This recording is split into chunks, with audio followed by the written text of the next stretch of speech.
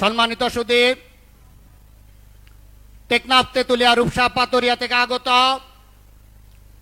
মজলুম নেতা, দীর্ঘদিন কারাবরণকারী, এদেশের আশা আকাঙ্ক্ষার প্রতীক ডক্টর রফিকুল আমিনের আহ্বানে যারা সাড়া দিয়ে আজকে মে মাসে প্রেস ক্লাবের সবাই যারা এসেছেন, উপস্থিত সম্মানিত সুধী, আসসালামু আলাইকুম।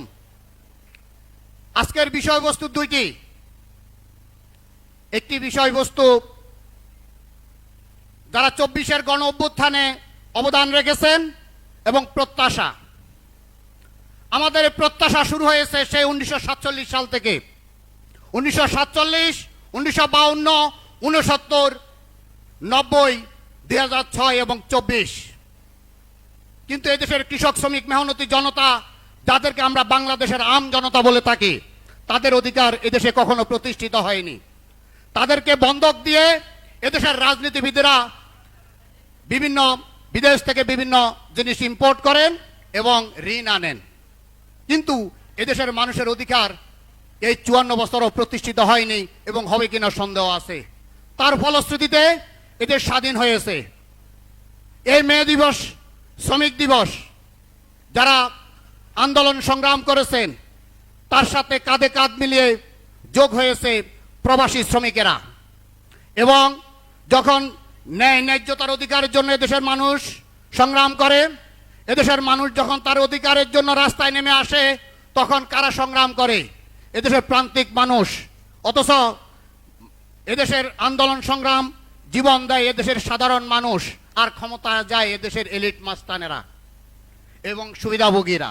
আমরা এর পরিবর্তনের জন্য ডক্টর রফিকুল আমিন বাংলাদেশ আম জনতা পার্টির আহ্বানে সাড়া দিয়ে আমরা একত্রিত হয়েছি। এই দেশে আম জনতা পার্টির মাধ্যমে পরিবর্তন আসবে, সাম্য, ন্যায়, ন্যায্যতা ভিত্তিক একটি বাংলাদেশ গড়ে উঠবে এবং সেই সাথে রাজপথে লড়াকু সৈনিক, আপসহীন নেত্রী ফাতেমা তাসলিন সহ একটি ন্যায় ন্যায্যতার অধিকার প্রতিষ্ঠিত করবে। সেই সাথে সংবিধান সংস্কার, এই দেশে বারবার যে সংগ্রাম নির্যাতন হয়, কি কারণে? আমাদের সংবিধান যদি সংস্কার এদেশের মানুষের জন্য হয়, এদেশের